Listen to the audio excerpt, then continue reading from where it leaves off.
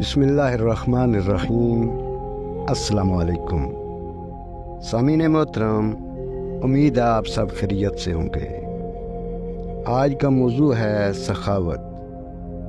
قرآن مجید میں ارشاد خداوندی ہے، بس جس نے راہ خدا میں مال دیا اور تقوی اختیار کیا اور اچھی بات کی تصدیق کی، بس ہم اسے جلد ہی آسانی کے اسباب فراہم کریں گے۔ رسول خدا صلی اللہ علیہ وآلہ وسلم کا ارشاد ہے، تمہارے دین سے سخاوت اور حسن خلق کی مشابہت رکھتی ہے۔ سخاوت انبیاء کا کردار ہے، سخاوت دین کا ستون ہے اور سخاوت یقین کی شعاع ہے۔ پیغمبر اکرم صلی اللہ علیہ وآلہ وسلم نے ارشاد فرمایا کہ اولیاء اللہ فطری طور پر سخی ہوتے ہیں۔ مومن کو چاہیے کہ اس فضیلت میں ان کی مشابہت اختیار کرے، اللہ کے راستے میں مساکین، غریب رشتہ داروں اور مستحقین کی مدد کرے۔ بہتر یہ ہے کہ سخاوت ایسی چیز سے کی جائے جو انسان کو زیادہ پیاری ہو۔ اچھی خوراک، اچھا لباس کسی کو پہنا دے۔ سخاوت کے بعد پھر انسان کسی پر بھی اپنا احسان نہ جتلائے۔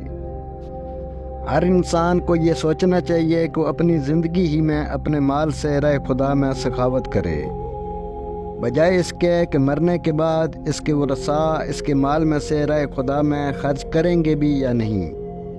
اگر وہ اس مال میں سے خرچ کریں گے بھی صحیح، تو اس کا ثواب ان کو ملے گا، نہ کہ صاحب دولت کو۔ یمن سے چند افراد جناب رسول خدا صلی اللہ علیہ وآلہ وسلم کے پاس آئے، اور ان میں سے ایک شخص بڑا منہ پھٹ تھا، اور وہ حضور اکرم صلی اللہ علیہ وآلہ وسلم سے لاجانی بحث کرنے لگا، اور اس کی یاوہ گوئی اتنی بڑی کہ رسالت مآب صلی اللہ علیہ وآلہ وسلم کو غصہ آیا، اور ناراضگی کے آثار آپ صلی اللہ علیہ وآلہ وسلم کی پیشانی پر ظاہر ہونے لگے، اور آپ صلی اللہ علیہ وآلہ وسلم کا چہرہ مبارک سرخ ہو گیا۔ آپ صلی اللہ علیہ وآلہ وسلم نے سر جھکا کر زمین کی جانب دیکھنا شروع کر دیا۔ اسی وقت جبریل امین نازل ہوئے اور عرض کی، یا رسول اللہ صلی اللہ علیہ وآلہ وسلم، آپ کا پروردگار آپ کو سلام و درود کہتا ہے اور فرماتا ہے، یہ سخی شخص ہے، یہ لوگوں کو کھانا کھلاتا ہے۔ یہ پیغام سنتے ہی پیغمبر اکرم صلی اللہ علیہ وآلہ وسلم کا غصہ ختم ہو گیا، اور آپ صلی اللہ علیہ وآلہ وسلم نے فرمایا، اگر تیرے متعلق مجھے اللہ یہ نہ بتاتا کہ تو سخی ہے اور لوگوں کو کھانا کھلاتا ہے، تو میں تجھے نشان عبرت بنا دیتا۔ یہ سن کر اس نے کہا، کیا تمہارا پروردگار سخاوت کو پسند کرتا ہے؟ آپ صلی اللہ علیہ وآلہ وسلم نے فرمایا، جی ہاں۔